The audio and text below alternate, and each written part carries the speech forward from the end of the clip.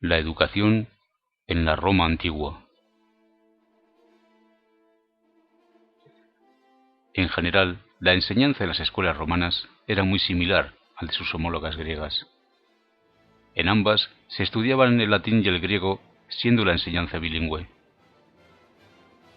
Existían 3 niveles de enseñanza, estableciéndose la escuela elemental, la media y la superior. La escuela elemental, llamada también ludus literarius o juego literario, las clases eran impartidas por el literator, quien enseña las letras, al que también se le aplicaba el nombre de primus magister, el primer maestro, o también magister ludi, maestro de escuela. Si bien en un principio las clases eran para unos 30 alumnos, en la última etapa del imperio se alquilaban edificios destinados a albergar gran cantidad de alumnado. Estos eran locales abiertos ubicados en los pórticos del foro y aislados por espesas cortinas. A esta escuela se asistía desde los 7 hasta los 12 años, en cursos de 8 meses de duración, desde octubre hasta julio. El niño era acompañado a la escuela por un esclavo griego llamado pedagogo o paedagogus, que además de ser su cuidador, hacía las funciones de maestro de griego. La enseñanza elemental consistía en el aprendizaje de la lectura y la escritura, memorizando el abecedario y las diferentes combinaciones silábicas. Por grados de aprendizaje, a quienes manejaban las letras recibían el nombre de abezarí, a quienes manejaban las sílabas, silabarí, a quienes manejaban las palabras, nominarí, y a quienes manejaban las frases, moralesque. Durante el aprendizaje, el niño escribía con cálamo y tinta sobre una tablilla de cera o de alfarería, y aprendía caligrafía sobre las letras grabadas, guiándose y trazando en surcos hasta dominar cada letra. Además de ejercitarse en la lectura y la escritura, el alumno recibía una educación moral. En lo referente al cálculo, diremos que el sistema consistía en la memorización numérica en un complicado sistema duodecimal. Para facilitar las operaciones, usaban piedritas a las que llamaban calculi. La escuela media. A este nivel de estudios solo tenían acceso los alumnos pertenecientes a la aristocracia o a las clases adineradas, desde los 12 hasta los 15 años. Al igual que en la educación helenística, se basaba en el estudio teórico de la lengua y los autores, impartida por el maestro Grammaticus. La gramática latina era una adaptación de la filología griega creada por Dionisio de Tracia, de la escuela de Rodas. Era un análisis teórico de las oraciones, letras, sílabas, palabras, nombres, etc., haciendo comprensible más allá de la memorización. En la época de Prisciano, entre los siglos V y VI de nuestra era, se procedió al estudio de la sintaxis de manera sistemática, basado en un repertorio de autores clásicos en latín. El estudio incluía caligrafía, ortografía, figuras de dicción, la métrica y la lectura expresiva de textos corregidos. Las asignaturas de ciencia tenían poco peso o interés frente a las de lengua. La escuela superior. Basada principalmente en el arte de la oratoria y la retórica, de cuya enseñanza se hacía cargo el maestro retor o bien orator. Los maestros de esta escuela provenían de diferentes condiciones. Podían ser esclavos libertos, exfuncionarios, y en otros casos, como el de Quintiliano, cosecharon reconocimiento y fortuna, vinculados a la corte imperial. En los edificios donde se impartían las clases, y ya en época del Bajo Imperio, éstas adoptaron forma de exedras, como las salas de conferencia griegas. Hombres ilustres como Cicerón, el cual seguía las pautas marcadas por Isócrates, inculcaban el dominio de la oratoria desde la concepción del hombre culto con formación.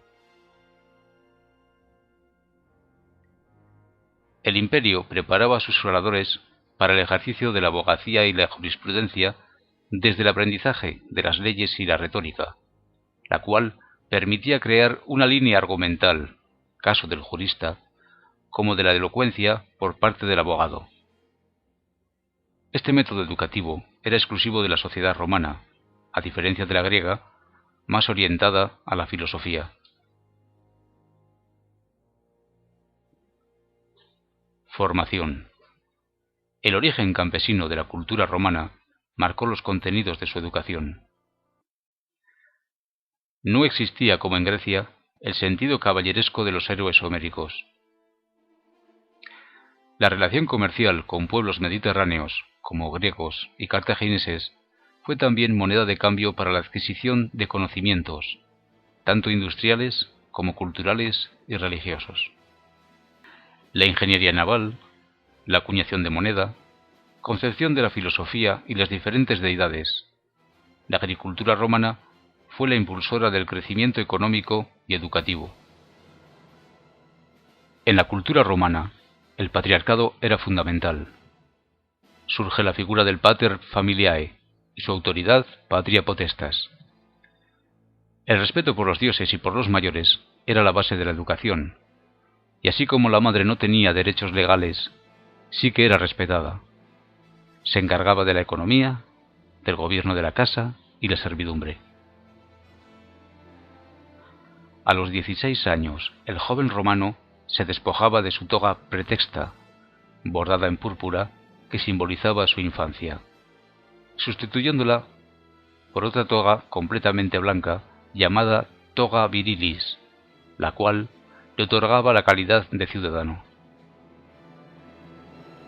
Junto a un familiar adulto, o bien con alguien de fama y experiencia, iniciaba un aprendizaje sobre la vida pública, Tirocinium Fori, de 1 año de duración.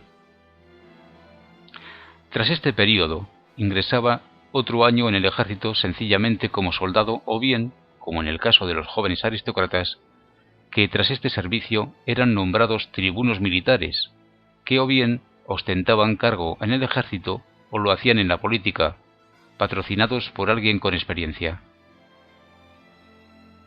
A diferencia de la tradición griega, la educación física y el deporte como tal no existían. Las disciplinas eran puramente militares y su entrenamiento consistía en el manejo de la espada y el combate, así como la equitación. Desde el año 168 a.C. hasta el año 50 después de Cristo, Roma conquistó Grecia. Este hecho podemos narrarlo a partir de la historia militar, puesto que, si hablamos de cultura, podríamos aseverar que el mundo griego conquistó Roma. A las tradiciones orales romanas, como el estudio de la ley de las 12 tablas, del 450 a.C., se suma el estudio de autores como Homero, traducida su obra por el liberto Livio Andrónico. Aún con la oposición de los más tradicionalistas, la cultura romana absorbía la griega puliendo diferencias, abandonando poco a poco la austeridad y el sentido práctico tradicional, adoptando y adaptando la intelectualidad griega a un régimen apoyado en el derecho. A partir del siglo II a.C., el griego pasa a formar parte del bilingüismo romano. Los emperadores romanos se interesaron por la educación y crearon cátedras, como es el caso de Quintiliano. Fue el emperador Vespasiano el primero en otorgar beneficios fiscales ratificado por el Código de Justiniano. Y fue Constantino quien concedió, tanto a profesores como a profesionales dedicados a la educación, exención de tasas municipales. Fue Marco Aurelio quien dotó una cátedra de retórica y 4 de filosofía griega, como la escuela aristotélica, la estoica, la platónica y la epicúrea. En cualquier caso, fue Juliano el Apóstata quien decretó en el año 362 después de Cristo que nadie podría ejercer la enseñanza sin haber sido aprobado su nombramiento, siendo esta una manera de excluir a los cristianos de las escuelas. En el año 425, Teodosio II dotó a Constantinopla de un centro de estudios con 3 rétores y 10 gramáticos latinos, además de rétores y gramáticos para las letras griegas y cátedras de filosofía y derecho.